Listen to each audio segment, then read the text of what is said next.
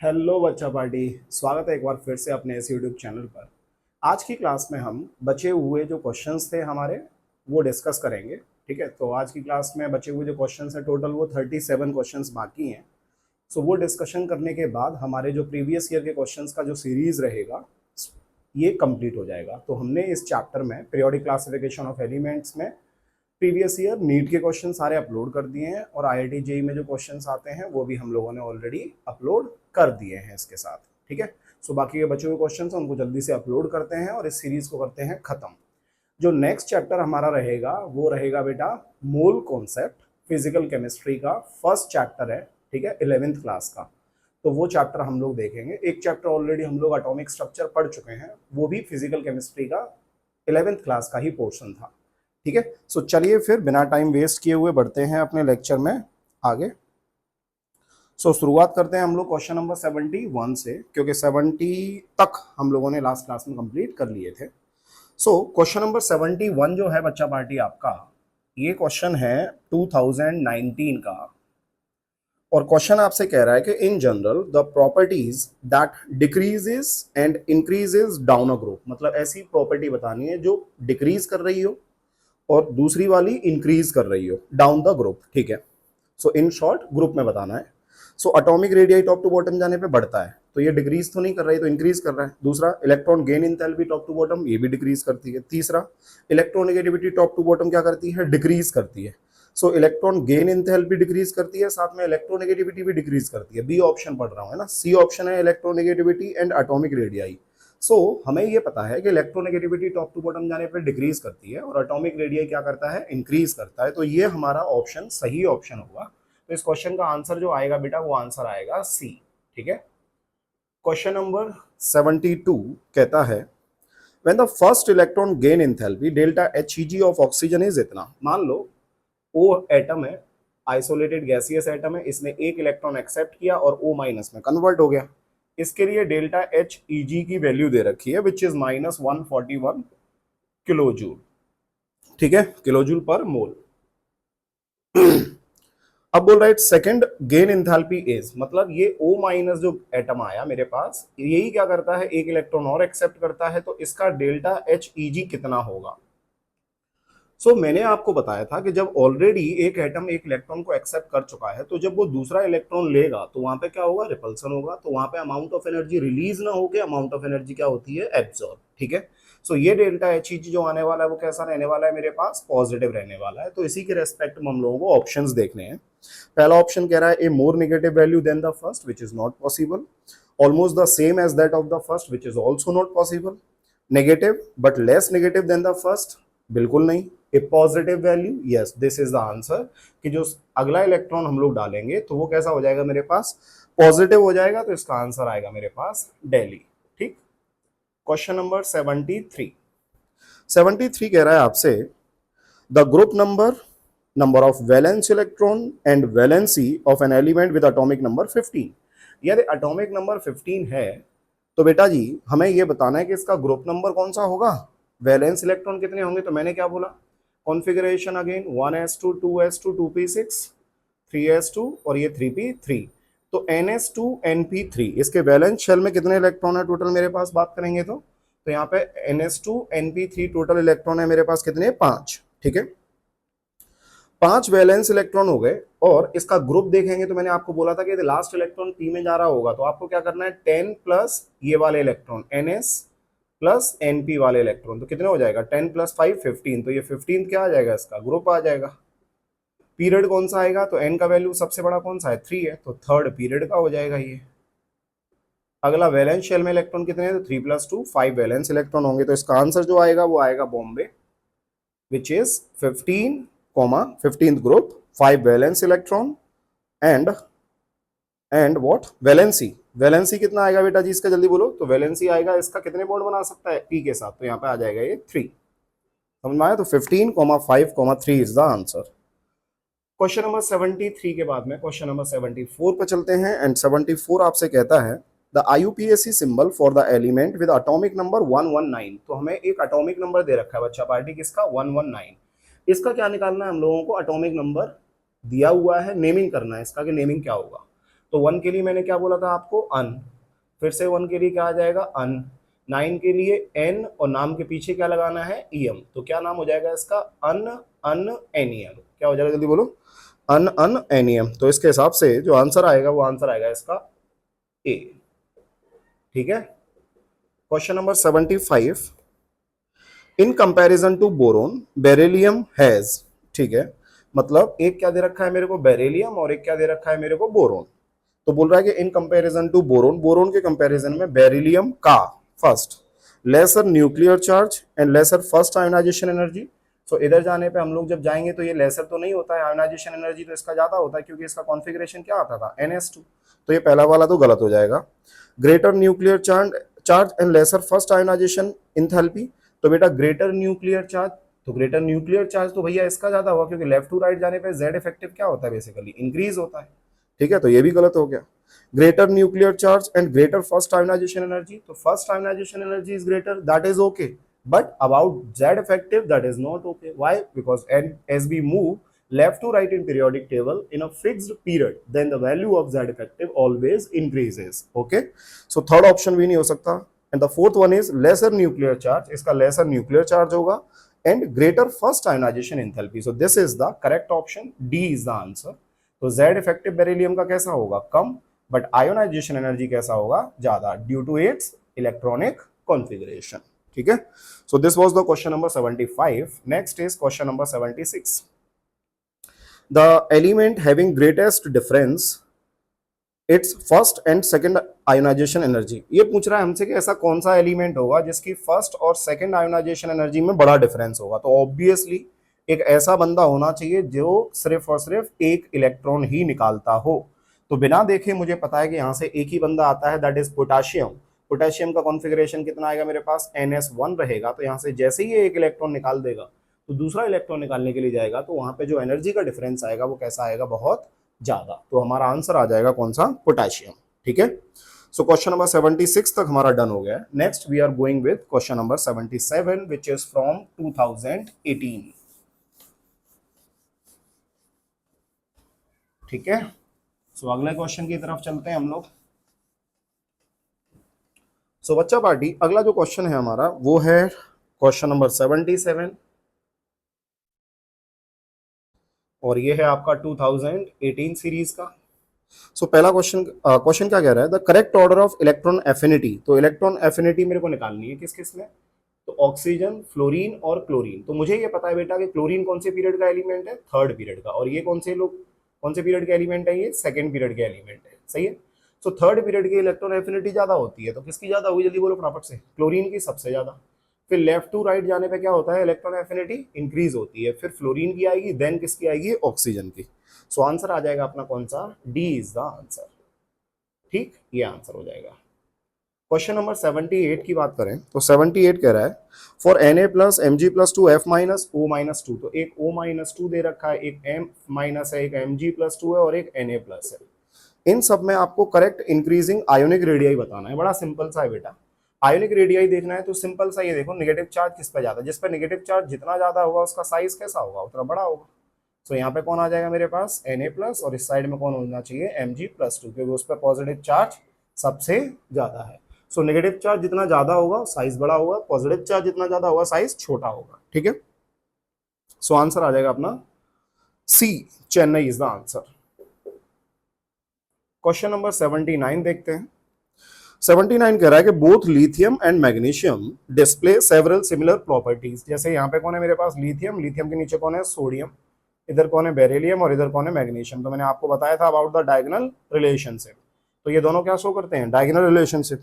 तो ये कह रहा है कि लिथियम और मैग्नीशियम दोनों बहुत सारी सिमिलर प्रॉपर्टी शो करते हैं, किसकी वजह से, ड्यू टू डायगोनल रिलेशनशिप, जबकि the one which is incorrect. तो दी गई चार इंफॉर्मेशन में से एक ऐसी चीज है जो कि इनकरेक्ट है, वो हमें निकालनी है। तो पहला कह रहा है both forms basic carbonates, both form basic carbonates. But बेटा लिथियम की बात करें तो लिथियम जो होता है वो बेसिक कार्बोनेट्स फॉर्म नहीं करता, बेसिक कार्बोनेट्स नहीं बनाता है। बट मैग्नीशियम की बात करें तो मैग्नीशियम जो है हमारे पास वो बेसिक कार्बोनेट का फॉर्मेशन करता है। तो जैसे अपन लोग MgCO3 ले लें और मैग्नीशियम हाइड्रोक्साइड, समझ में आ रहा है, डॉट। H2O मेरे पास। तो ये जो हो गया इसको अपन लोग क्या बोलते हैं, बेसिक कार्बोनेट्स के नाम से जानते हैं। ठीक है, सो यहाँ के हिसाब से हम लोग ये बोल सकते हैं कि जो लिथियम होगा वो लिथियम हमारा बेसिक कार्बोनेट्स नहीं बनाता है। ठीक है, ये सिंपल कार्बोनेट बनाता है। ये सिंपल क्या बनाता है, ये सिंपल कार्बोनेट का फॉर्मेशन करेगा। तो सिंपल कार्बोनेट्स क्या हो गया, Li2CO3। समझ में आ रहा है।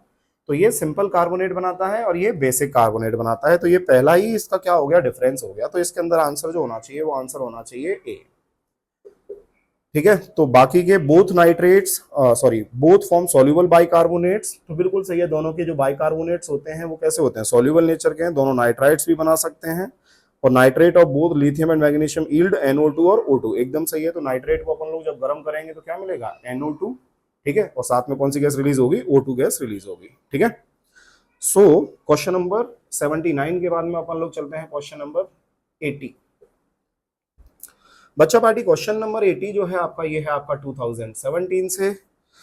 The group having isoelectronic species, तो आइसोइलेक्ट्रॉनिक स्पीसीज कौन कौन सा है, O-2 है, F- है, Na+ है और Mg+2 है। तो भाई ये सारे ऑप्शंस दे रखे हैं, तो सबके पास इलेक्ट्रॉन कितने हैं, इसके पास 10, इसके पास भी 10, इसके पास भी 10 और इसके पास भी 10, सबके पास 10 है। तो यही आंसर हो जाएगा। तो ए इज द आंसर। ठीक, क्वेश्चन नंबर 81 देखेंगे। 81 कह रहा है कि consider the following ionisation enthalpy of two elements A and B. ठीक है, अब बच्चा पार्टी इन्होंने ना कोई एक इस तरीके से चार्ट जैसा दे रखा है और यहाँ पे इस जगह पे एलिमेंट्स लिखे हुए हैं। ये एलिमेंट है, एक का नाम ए दिया है, एक का नाम बी दिया है। और यहाँ पे उनकी आयोनाइजेशन एंथैल्पी की वैल्यू दे रखी है। ये 899 है ना, ये 737 है, इस साइड से ये 1757 है, इस साइड से ये 1450 है, इस साइड से ये 14847 हो गया और इस साइड से 7731 है। तो यहां से ये बोल रहा है कि consider the following ionisation enthalpies of two element A and B.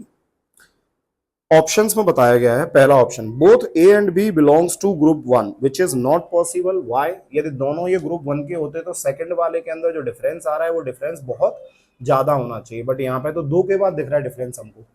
ठीक, तो पहला वाला पॉइंट तो हमारा नहीं हो सकता।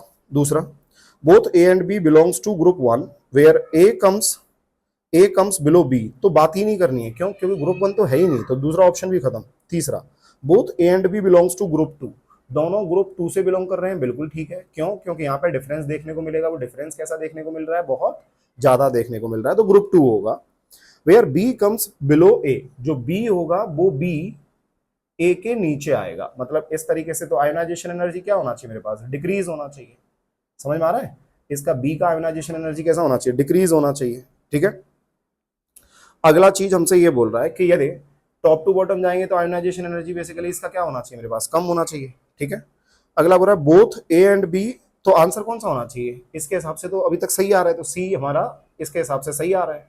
डी कह रहा है both A and B belongs to group 2, चलेगा, ये बात सही है। Where A comes below B, A जो आएगा वो बी के नीचे आएगा, विच इज नॉट पॉसिबल, क्योंकि इसका एनर्जी देखो ना कितना है, 14847, जो कि बहुत बड़ा है। इसका कितना है, 7731। तो भाई साहब यदि इसका आयोनाइजेशन एनर्जी कम है इसके रेस्पेक्ट में, तो ऑब्वियसली ये कहां पे रहना चाहिए, नीचे रहना चाहिए। तो इसके हिसाब से आंसर आना चाहिए कौन सा, सी। ठीक है बच्चों, so this was the question number 81. Next is question number 82. 82 कह रहा है the electronic configuration with the highest ionisation enthalpy, मतलब इलेक्ट्रॉनिक कॉन्फ़िगरेशन इन्होंने दी है और हमसे पूछ रहा है कि सबसे ज्यादा आयोनाइजेशन एंथैल्पी कौन सी होगी। तो बेटा सी ऑप्शन आपको दिख रहा होगा, नियॉन हाफ फील्ड कॉन्फ़िगरेशन है, 3s2 3p3, ये हाफ फील्ड कॉन्फ़िगरेशन है, तो इसका कैसा होगा, सबसे ज्यादा। बाकी ऑप्शंस आपको दिखाई दे रहे होंगे, जैसे ए क्या दे रखा है, नियॉन, यहाँ पे 3s2 और ये 3p कुछ होगा, है ना, 1 मान लेते हैं क्योंकि वो मिसप्रिंट हो गया है। दूसरा ऑप्शन है नियॉन, ये 3s2 3p2, और डी ऑप्शन है बच्चा पार्टी आपका AR 3d10 4s2 4p3। तो यहाँ पे पीरियड के हिसाब से देखें तो पीरियड के हिसाब से ये जो है ये थर्ड पीरियड का है, तो इसका आयोनाइजेशन एंथैल्पी फोर्थ पीरियड के एलिमेंट से कैसा होगा, ज्यादा, तो इसीलिए आंसर कौन सा है, सी है।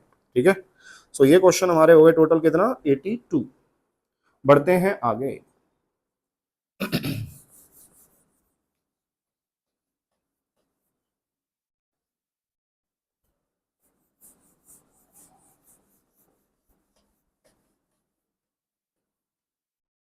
सो बच्चा पार्टी क्वेश्चन नंबर 82 के बाद में बढ़ते हैं क्वेश्चन नंबर 83 के साथ।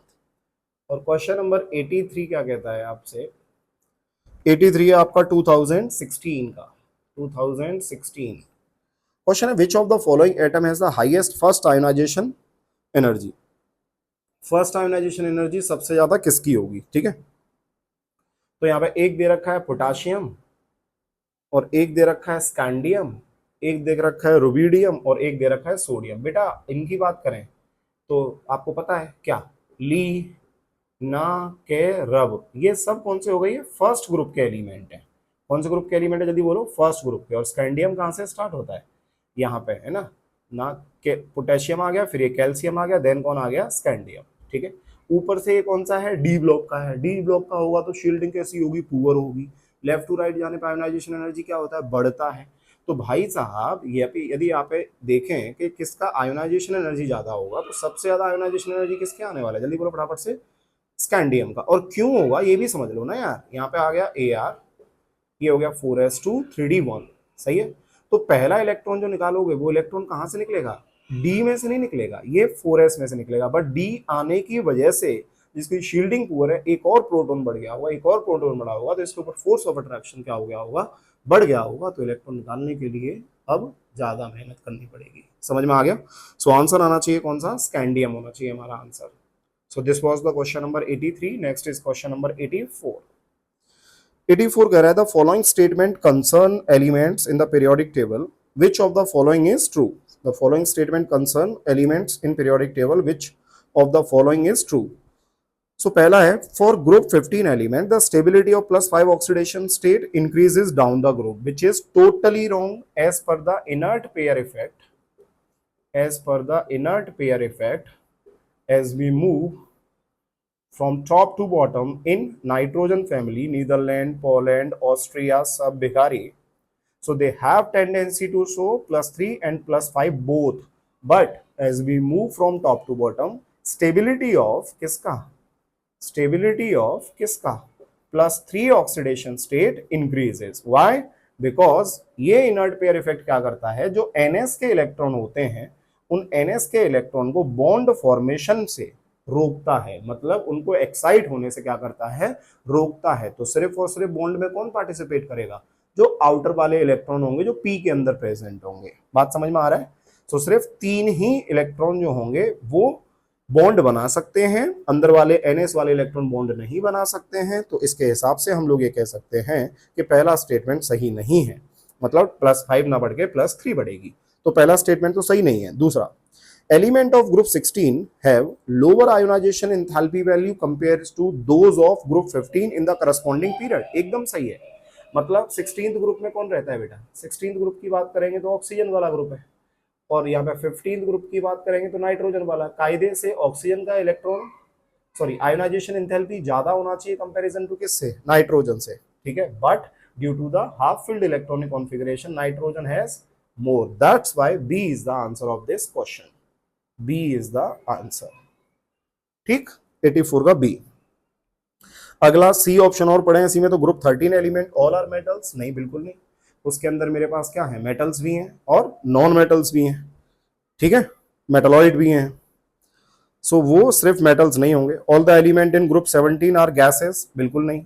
क्यों, Br2 लिक्विड लेते हैं अपन लोग, I2 सॉलिड लेते हैं, ऊपर वाले गैस लेते हैं। तो ये दोनों स्टेटमेंट गलत है।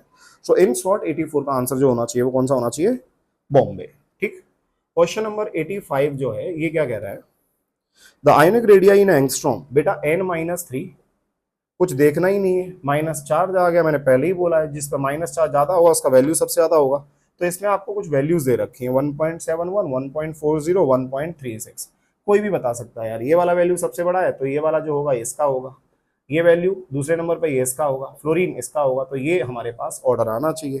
तो इसके हिसाब से आंसर कौन सा है, ए आंसर है हमारा। समझ में आ गया। So this was the question number 85. Let's go ahead with question number 86.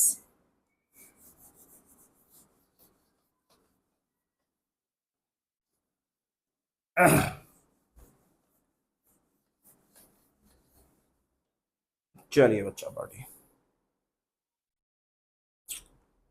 Question number 86 के साथ चलते हैं। देखिए अब क्वेश्चन नंबर 86 जो है ये क्या बोल रहा है, in the long form of the periodic table the valence shell electronic configuration of किसका 5s2 5p4 5s2 5p4 in the long form of the periodic table the valence shell electronic configuration of 5s2 5p4 correspond to the element present in। तो in short आपको ये बताना है कौन से group में होगा और कौन से पीरियड में होगा। कुछ नहीं है बेटा, मैंने बोल तो दिया NS&P के अंदर टोटल इलेक्ट्रॉन कितने हैं 6, 10 जोड़ दो, 10 + 6 16th ग्रुप हो जाएगा। समझ में आ रहा है, 16th ग्रुप हो जाएगा। दूसरा चीज और क्या पूछा उसने, वैलेंस शेल में कितने इलेक्ट्रॉन होंगे। तो वैलेंस शेल के इलेक्ट्रॉन की बात करेंगे तो वैलेंस शेल के इलेक्ट्रॉन की यदि अपन लोग बात करेंगे इसके अंदर तो कितने इलेक्ट्रॉन, नहीं कौन से पीरियड में होगा, वैलेंस शेल के इलेक्ट्रॉन नहीं पूछ रहा है, ठीक है। ग्रुप पूछ लिया और साथ में हमसे पूछ रहा है कि कौन से पीरियड का एलिमेंट होगा। तो n का वैल्यू देखो 5 है तो 5th period, simple 5th period. तो इसका आंसर आएगा कौन सा, C, C is the answer. Question number 87 86 जो है बेटा ये आपका 2015 एंड 87 इज 2014। ये कह रहा है similarly in chemical properties of the atom of element in a group of the periodic table is most closely related to. So basically बेटा जो सिमिलैरिटीज आती है केमिकल प्रॉपर्टीज में एटम्स की में जो एलिमेंट की होती हैं वो किसके किसके रेस्पेक्ट में कंपेयर किया गया है। तो atomic mass, atomic number, number of principal energy levels, number of valence electron. तो आंसर क्या आएगा, एटॉमिक नंबर। पूरा पीरियोडिक टेबल में हम लोगों ने यही देखा था, ठीक है। सो आंसर आएगा ए। क्वेश्चन नंबर 88 क्या है, which of the following series correctly represent relation between element x to y। Element x to y, x से y जा रहे हैं तो इनमें से प्रॉपर्टी बतानी है कौन कौन सी सही है, ठीक है। सो ये कह रहा है कि बेसिकली लिथियम, सोडियम, पोटाशियम जब इधर जा रहे हैं तो आयोनाइजेशन इंथैल्पी इंक्रीज कर रहा है, बिल्कुल गलत। दूसरा फ्लोरीन, क्लोरीन, ब्रोमीन जब ऐसे जा रहे हैं तो electron gain enthalpy negative sign increases, बिल्कुल गलत। नेक्स्ट कहे सीता जी, जब इसकी बात कर रहे हैं अपन लोग तो एटॉमिक रेडियाई इंक्रीजेस। तो बेटा इसमें हम लोग ये देखते हैं कि ये जो है मेरे पास ये बात कैसी है, सत्य है। जब हम लोग एटॉमिक रेडियाई की बात करते हैं कहे सीता जी के लिए तो यहाँ पर एटॉमिक रेडियाई क्या करता है मेरे पास, इंक्रीज करता है। क्या करता है, जल्दी बोलो फटाफट से, इंक्रीज करता है जब हम लोग टॉप टू बॉटम में जाएंगे, ठीक है। तो इसके हिसाब से आंसर कौन सा आना चाहिए, सी आंसर आना चाहिए। डी जो है वो क्या है, नोबल करेक्टर इंक्रीजेस, वो गलत है, ठीक है, आर्गोन से जिनोन। चलो क्वेश्चन नंबर 88 के बाद में क्वेश्चन नंबर 89। 89 क्या बोल रहा है, ये क्वेश्चन आपका 2014। Which of the following arrangement represent the increasing smallest to largest. Simple है बेटा, फिर दोबारा से O-2 S-2 N-3 P-3। सो भैया ऐसे देखो ना यार, नाइट्रोजन ये ऑक्सीजन, ये फॉस्फोरस ये सल्फर, इन पे -2 चार्ज है, इस पे -3 चार्ज है। तो -3 वाले चार्ज की मैंने बात की थी वो कैसा होगा, सबसे बड़ा होगा। सो इसमें भी नंबर ऑफ शेल इसके सबसे ज्यादा है तो P-3 सबसे बड़ा होना चाहिए और O-2 सबसे छोटा होना चाहिए। तो इस साइड में क्या आ जाएगा S-2, इधर क्या आ जाएगा N-3, कुछ ऐसा होना चाहिए। सो एक सेकेंड, यहाँ पे O- सबसे बड़ा आएगा, नहीं सॉरी P- सबसे बड़ा आएगा, ठीक है। फिर उसके बाद में कौन सा होना चाहिए, ये होना चाहिए ना, ये साइड में आना चाहिए, मैंने उधर लिख दिया S-2 और इधर क्या होना चाहिए मेरे पास N-3 ऐसे, ठीक है। सो इसके हिसाब से आंसर जो होना चाहिए वो होना चाहिए कौन सा, ए। क्यों, देखो ना फिर दोबारा से, P और S ये तो नीचे है, ये थर्ड पीरियड के हैं ना भाई साहब, ये थर्ड पीरियड के हैं और ये कौन से पीरियड के हैं, ये सेकंड पीरियड के हैं। तो ऑब्वियसली थर्ड पीरियड वाले ज्यादा बड़े होंगे ना, और उसमें भी नेगेटिव चार्ज किसका है सबसे ज्यादा, P का है, तो P सबसे बड़ा आ गया। फिर कौन आना चाहिए, ये आना चाहिए। अब इन दोनों में यदि कंपेयर करेंगे तो ये बड़ा होगा ये छोटा होगा। सो ये ऑर्डर है, so A is the answer. Question number 90 की बात करेंगे। सो 90 है बेटा आपका 2000 again 14। Which one of the following has largest ionic radii, किसका लार्जेस्ट आयोनिक रेडियाई होगा। अगेन बेटा फिर दोबारा से on the basis of charge, Li+ दे रखा है, O2-2 दिया हुआ है, B+3 दिया है and D is F-। So answer आएगा बॉम्बे, ठीक। 91 which of the following represent the correct order of increasing first ionisation enthalpy of किसका, कैल्शियम, बेरियम, सल्फर, सेलेनियम और आर्गोन। तो भैया ये तो सबसे ज्यादा रहने वाला है क्योंकि इनर्ट गैस है। तो यहाँ पे यदि आप लोग देखेंगे तो Ar इस साइड में आ जाएगा। ठीक है, अब इन सब में बात करेंगे अपन लोग। तो ये क्या है, देखो ध्यान से, बेटा, मांगे, कार, सुंदर, बाप। बाप यहाँ पे आ गया। ठीक है, तो इसके रेस्पेक्ट में कौन बड़ा होना चाहिए फिर मेरे हिसाब से? बाप बड़ा होना चाहिए। क्लियर है सबको? अब बचा कौन? ये खत्म, ये खत्म। अब इन सब में बात करें तो मैग्नीशियम के आगे क्या आता है? एल्यूमिनियम, फिर सिलिकॉन, फिर सल्फर, फिर फास्फोरस। यहाँ पे कौन है? ऑक्सीजन, फिर कौन है? नाइट्रोजन। अब इनमें बात करेंगे तो भैया मैग्नीशियम में, मैग्नीशियम तो है ही नहीं। कैल्शियम में बात करूं तो कैल्शियम बड़ा आ जाएगा। किस किस में? सल्फर में। और ये सेलेनियम आ गया। तो सेलेनियम कैसा होगा? छोटा होगा। किससे? कैल्शियम से। समझ में आ रहा है? तो इसके हिसाब से जो हमें ऑप्शंस दे रखे हैं वो कौन सा आएगा बेटा? सबसे पहले इधर देखें तो एर्गन सबसे बड़ा, फिर आ जाएगा बेरियम, फिर इसके हिसाब से कौन सा आना चाहिए मेरे पास? एक सेकेंड, क्वेश्चन क्या पूछ रहा था? फर्स्ट आयोनाइजेशन इंथैल्पी किसकी ज्यादा है? तो एक काम करते हैं, फिर दोबारा से इस क्वेश्चन को ऐसे करते हैं।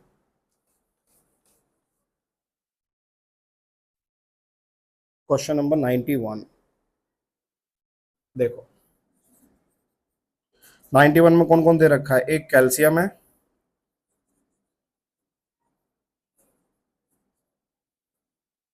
एक बेरियम है, एक कैल्शियम है, फिर उसके बाद में मैग्नीशियम, फिर यहाँ पे मान लो एल्यूमिनियम आ गया, then silicon, then sulphur, then phosphorus, then chlorine, और ये सल्फर के नीचे आ गया सेलेनियम। ठीक है, ये इस तरीके से चला जाएगा।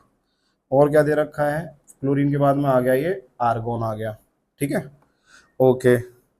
अब इन दोनों में हम लोगों को देखना है कि कैल्शियम आ गया ये, बेरियम आ गया ये, सेलेनियम आ गया ये, सल्फर आ गया ये, और आर्गोन आ गया ये। तो बेटा इन सब में पहले यदि अपन लोग बात करें तो सबसे बड़ा कौन होगा? Ar बड़ा होगा। ठीक है, Ar बड़ा होगा। Ar के बाद में फिर अपन लोग बात करें तो इसमें आयोनाइजेशन इंथैल्पी निकालनी है, तो सबसे ज्यादा आयोनाइजेशन इंथैल्पी इसकी होनी चाहिए। अब इन दोनों में बात करें तो भैया ऑब्वियसली इस वाले की ज्यादा होनी चाहिए, तो कौन आएगा? सल्फर आएगा। तो यहाँ पे Ar लिख दिया, Ar के बाद में क्या लिख दिया? सल्फर लिख दिया। तो ये खत्म हुआ, ये खत्म हुआ। अब बात करेंगे अपन लोग किसकी? अब ये बचा, ये बचा, तो लेफ्ट टू राइट जाने पे आयोनाइजेशन इंथैल्पी क्या होती है? बढ़ती है। बढ़ती है तो सेलेनियम का कैसा होना चाहिए? ज्यादा होना चाहिए। तो ये कैसा आ जाएगा? ये ऐसा आ जाएगा। फिर उसके बाद में कौन होगा? कैल्शियम होगा। और फिर उसके बाद में कौन होगा बेटा? ये Ba होगा। समझ में आ रहा है? तो ऑर्डर कुछ इस तरीके से होना चाहिए। सो इसके हिसाब से आपका जो आंसर आएगा बच्चा पार्टी, ये आंसर आएगा कौन सा? सी। क्लियर है बच्चा पार्टी सबको? सो नंबर ऑफ शेल ये भी देखना है। ठीक है, सो इसका इनर्ट गैस कॉन्फ़िगरेशन है सबसे ज्यादा, और ये सबसे नीचे है तो इसका सबसे कम। कौन सी चीज? Ionisation enthalpy. ठीक है, सो ये हो गया क्वेश्चन नंबर 91 डन। बढ़ते हैं अपन लोग आगे क्वेश्चन नंबर 92 के साथ।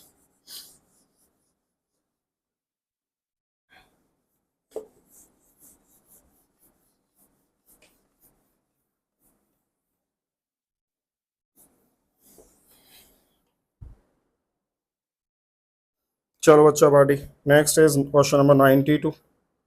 सो क्वेश्चन नंबर 92 जो है आपका, ये है आपका 2013 2013 का क्वेश्चन है। क्वेश्चन कह रहा था order of increasing size of atomic radii among the element O S S C A S. अब देखो भैया फिर दोबारा से, ये नाइट्रोजन, ये ऑक्सीजन, तो ओल्ड स्टाइल से नीदरलैंड, पोलैंड, ऑस्ट्रिया, किस किस में पूछा है? ए एस, एसी, ओ और एस। क्या पूछा है? Increasing size of atomic radii. तो देखो सबसे बड़ा कौन सा होगा? लेफ्ट टू राइट जाने पर साइज छोटा होता है, तो ए एस सबसे बड़ा होगा। आर्सेनिक है ना, ये सबसे बड़ा। फिर उसके बाद में कौन आएगा? एस ई आएगा, फिर कौन आएगा? एस आएगा, फिर कौन आएगा? ओ आएगा। तो ये आना चाहिए ऑर्डर। सो सबसे बड़ा, एक सेकेंड, ए एस बिल्कुल ठीक है, फिर एस ई ठीक है, फिर एस ठीक है, फिर ओ ठीक है, तो आंसर आ जाएगा डी। Question number 93 2012। क्वेश्चन कह रहा है कि which is the correct order of second ionization potential of carbon, nitrogen, oxygen and fluorine. अब देखो बेटा, एक कार्बन है, एक नाइट्रोजन है, एक ऑक्सीजन है, एक फ्लोरीन है। कॉन्फ़िगरेशन लिखेंगे तो इसका हो जाएगा मेरे पास 1s2 2s2 2p2। तो इतना देखना है बस, है ना, 2s2 2p2, इसका 2s2 2p3। ठीक है, इसका 2s2 2p4, और इसका 2s2 2p5, ये कॉन्फ़िगरेशन होगा। सबसे पहले यदि हम लोग बात करें फर्स्ट आयोनाइजेशन एंथैल्पी की, तो यहाँ पे लेफ्ट टू राइट जाने पे आयोनाइजेशन एनर्जी क्या होता है, बढ़ता है। तो कार्बन का कैसा होगा, कम होगा, किससे, ऑक्सीजन से। फिर इसका कम होगा किससे, नाइट्रोजन से। इसका कम होगा किससे, फ्लोरीन से। ये है आपका फर्स्ट आयोनाइजेशन एंथैल्पी का ऑर्डर, फर्स्ट आयोनाइजेशन एंथैल्पी, ठीक है। बट आप ये सोचो कि यदि इसमें से एक इलेक्ट्रॉन निकल गया तो इसका कितना बचेगा, 2p1 बचेगा, 2s2 2p1। इसका कितना बचेगा, इसके नीचे है ना, ये 2s2 2p2 हो जाएगा। इसका कितना हो जाएगा, ये 2s2 2p3 हो जाएगा। और इसका कितना हो जाएगा, ये 2s2 2p4 हो जाएगा। तो बेटा लेफ्ट टू राइट जाने पे इन शॉर्ट क्या होगा, जल्दी बोलो फटाफट से। तो यहाँ पे इन दोनों के कंपैरिजन करें तो ऑब्वियसली इसका कैसा होगा, ज्यादा होगा। इन दोनों में बात करें तो ऑब्वियसली इसका कैसा होगा, ज्यादा होगा। बट इन दोनों में बात करें कि 3 और 4 में 4 का ज्यादा होना चाहिए, है ना। 3 और 4 में 4 का ज्यादा होना चाहिए, समझ में आ रहा है। बट यहाँ पे हम लोग बात करें 2p3 और ये है 2p4, तो किसका ज्यादा होना चाहिए, तो ऑब्वियसली इसके अंदर जो अमाउंट ऑफ एनर्जी लगेगी वो ज्यादा लगेगी, समझ में आया। सो यहाँ पे जो आंसर आना चाहिए वो सबसे ज्यादा किसका होना चाहिए, जल्दी बोलो फटाफट से। इसका होना चाहिए ओ। ओ के बाद में कौन आना चाहिए, ये फ्लोरीन है तो फ्लोरीन आना चाहिए। फिर कौन आना चाहिए, नाइट्रोजन आना चाहिए। फिर कौन आना चाहिए, कार्बन आना चाहिए। तो OFNC का ऑर्डर आना चाहिए, यस, तो that is the answer, B is the answer, ठीक है। क्वेश्चन नंबर 94, 94 क्वेश्चन जो है आपका बेटा, ये क्वेश्चन कह रहा है कि electron affinity of chlorine is 3.7 eV। मतलब इलेक्ट्रॉन एफिनिटी ऑफ किसका, क्लोरीन का ये दे रखा है 3.7 eV दे रखा है, ठीक है। अब बोल रहा है कि 0.1 gram of chlorine is completely converted to Cl minus, ठीक है। तो ये Cl ने क्या किया, एक इलेक्ट्रॉन को एक्सेप्ट करने के बाद ये Cl माइनस में कन्वर्ट हो गया, और ये कितना था, ये 0.1 ग्राम था, ठीक है। अब इसने एक चीज दे रखा है क्वेश्चन में कि 1 eV इज इक्वल टू 23.06 दिया हुआ है किलो कैलोरीज पर मोल, ये कन्वर्जन के लिए दे रखा है। तो energy release in the process, तो इस प्रोसेस में कितना अमाउंट ऑफ एनर्जी रिलीज हुआ होगा। बड़ा सिंपल है, क्या करूं, सबसे पहले जो ईवी दे रखा है इसको किस में कन्वर्ट कर लेते हैं, किलो कैलोरीज में कन्वर्ट कर लेते हैं। तो वो हो जाएगा 23.06 इंटू कितना हो जाएगा, 3.7 किलो कैलोरीज पर मोल, इतना हो गया। मतलब इतना kilo calorie amount of energy release होगा कब, जब इसका 1 मोल होगा। लेकिन यहाँ पे तो 1 मोल है नहीं, यहाँ पे तो कितना कितना ग्राम है, 0.1। तो इसका यदि नंबर ऑफ मोल्स निकालूंगा तो नंबर ऑफ मोल्स कितना आ जाएगा, 0.1 डिवाइडेड बाय 35.5, ये आ जाएगा, समझ में आया। सो अब मैं क्या कर सकता हूँ, यहाँ से इतने मोल के लिए कितना एनर्जी होगा वो निकाल सकता हूँ। कैसे, अरे इसको मल्टीप्लाई कर दूंगा इसके साथ, तो क्या आ जाएगा 23.06 इंटू 3.7 इंटू 0.1 डिवाइडेड बाय कितना आ जाएगा, 35.5 के बराबर आ जाएगा, समझ में आया। तो यहाँ से मेरे पास बच्चा पार्टी ऑप्शंस दे रखे हैं, कौन कौन से। पहला ऑप्शन दिया है आपको 4.8, दूसरा दिया है आपको 7.2, तीसरा दिया है आपको 8.2 और डी दिया है आपको 2.4, समझ में आया। तो यहाँ से हम लोग क्या कर सकते हैं बच्चों, कुछ नहीं कर सकते हैं, कैलकुलेट कर सकते हैं, ठीक है। तो यहाँ से हम लोग ये देख सकते हैं जस्ट कि 3 जा 9, 3 2 जा 6, मतलब ये 67 या 68 के करीब मान लो, तो 35 से डिवाइड दोगे तो 3 3 जा 9 और 3 2 जा 6, मतलब ये ऊपर ही जाएगा, 2 से ऊपर जाएगा। सो 2 से ऊपर जाएगा तो 70 71 72 ऐसे जाएगा। तो यहाँ पे अपन लोग इसको देख सकते हैं, 35 से डिवाइड करेंगे तो लगभग लगभग कितना जाना चाहिए मेरे पास, 2.4। अदरवाइज तुम क्या कर सकते हो, इसको डायरेक्ट कैलकुलेट कर लो। इसको डायरेक्ट कैलकुलेट करने के बाद भी आंसर कौन सा आएगा अपना, 2.4 ही आने वाला है, समझे। तो ये क्वेश्चन है आपका 94। बढ़ते हैं बच्चा पार्टी आगे नेक्स्ट क्वेश्चन के साथ, विच इज 95।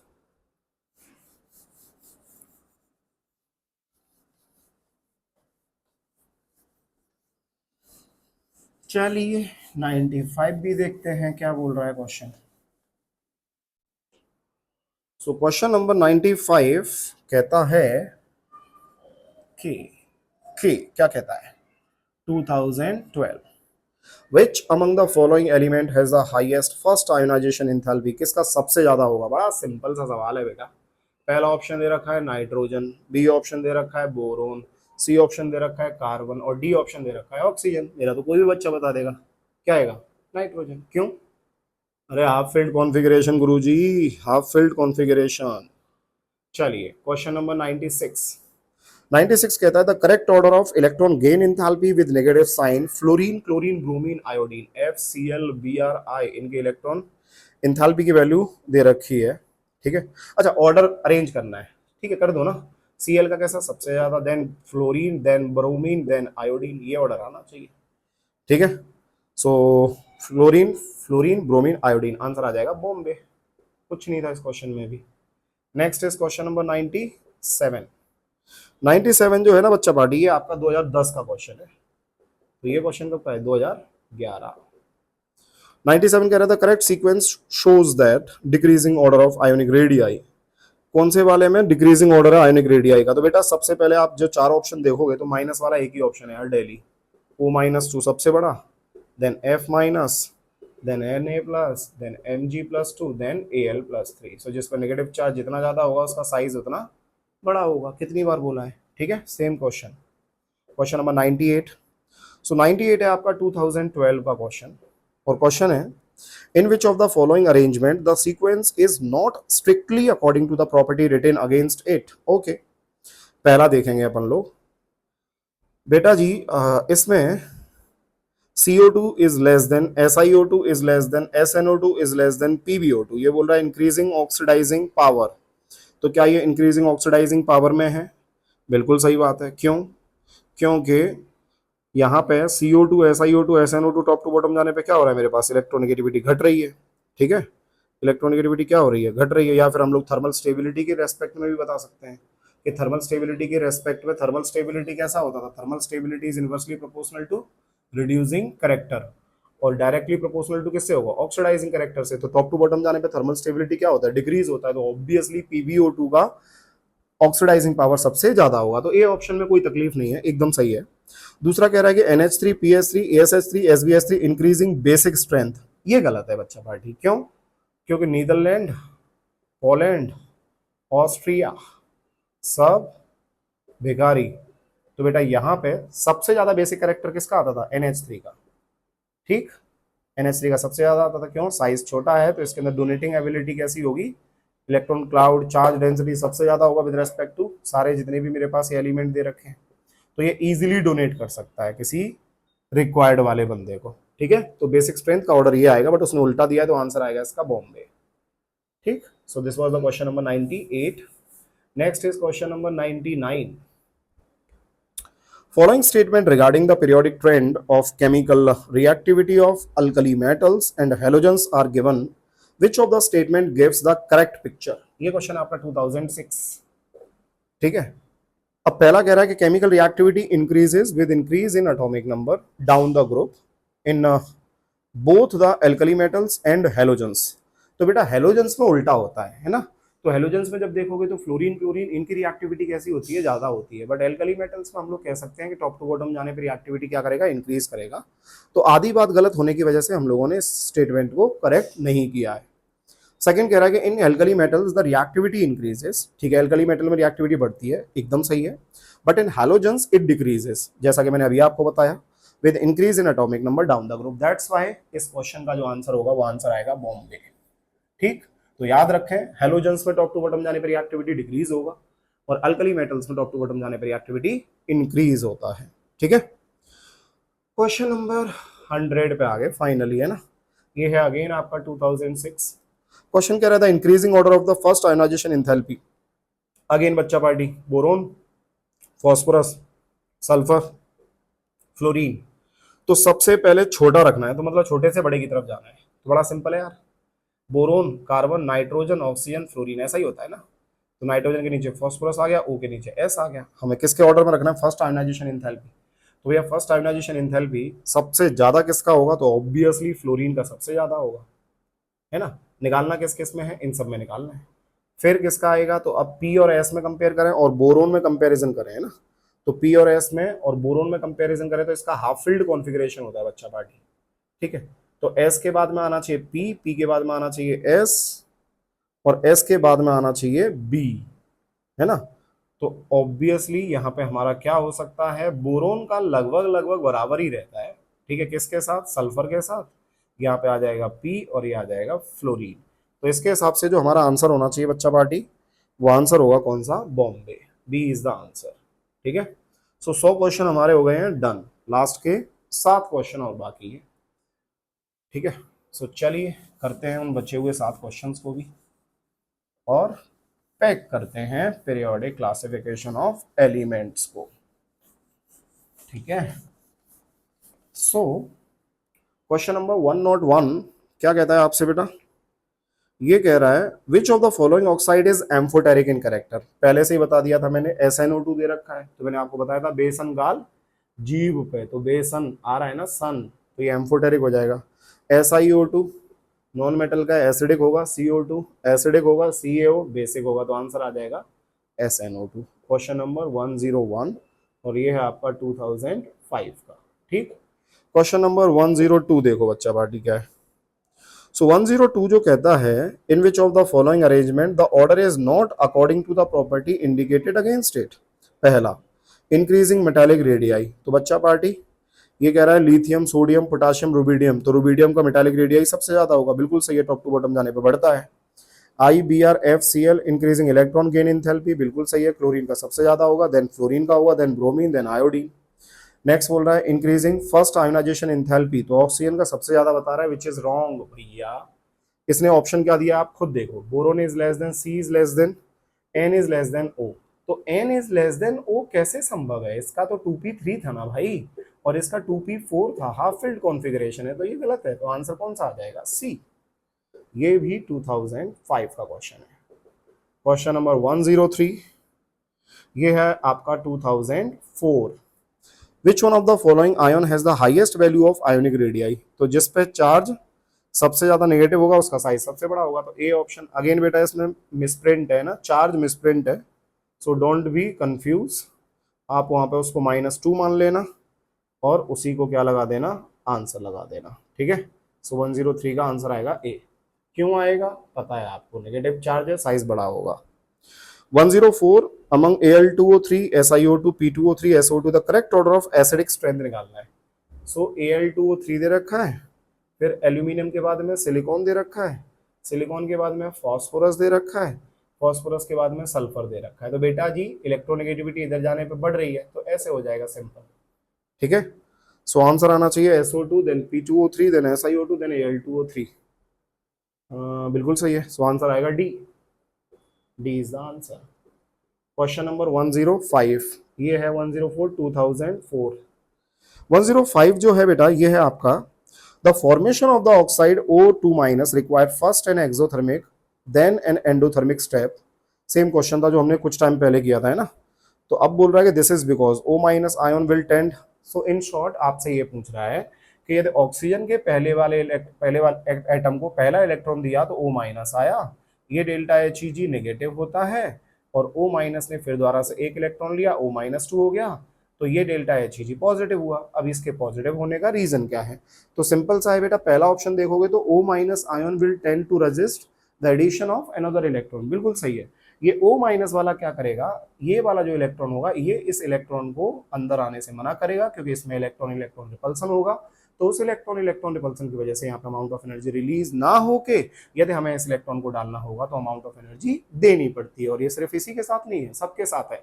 जब भी हम लोग सक्सेसिव इलेक्ट्रॉन एफिनिटी की बात करेंगे या सक्सेसिव आयोनाइजेशन नहीं, सक्सेसिव इलेक्ट्रॉन गेन इंथैल्पी की जब बात करेंगे, तो पहला वाला जो आपका होगा वो एक्सोथर्मिक होगा, और उसके बाद में जब आप इलेक्ट्रॉन फर्दर उसके अंदर ऐड करोगे तो वो सब कैसे होंगे प्रोसेस, एंडोथर्मिक। ठीक।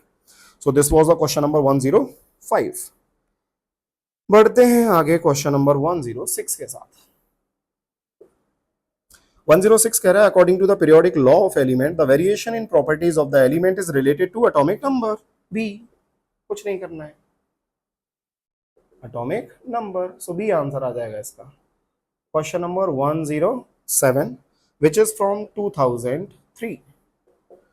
Which one of the following is an amphoteric oxide? अब बच्चा पार्टी बड़ा सिंपल सा सवाल है फिर दोबारा से, Na2O, और B कौन है SO2, C कौन है B2O3, और D कौन है ZNO। तो बच्चा पार्टी आपसे पूछा है कि एम्फोटेरिक ऑक्साइड कौन होगा, तो आपको पता है ये कैसा होगा मेरे पास, तो पहला वाला होगा आपके पास बेसिक नेचर का क्योंकि मेटल का ऑक्साइड है, ये कैसा होगा एसिडिक क्योंकि नॉन मेटल का है, ये कैसा होगा एसिडिक क्योंकि नॉन मेटल का है, ZNO कैसा होगा एम्फोटेरिक। मैंने लास्ट क्लास में आपको पढ़ाया था क्या, बेसन गाल जीभ पर। तो बेटा इसी के साथ आपका जो डिस्कशन है वो डिस्कशन भी क्या हो चुका है, कंप्लीट हो चुका है।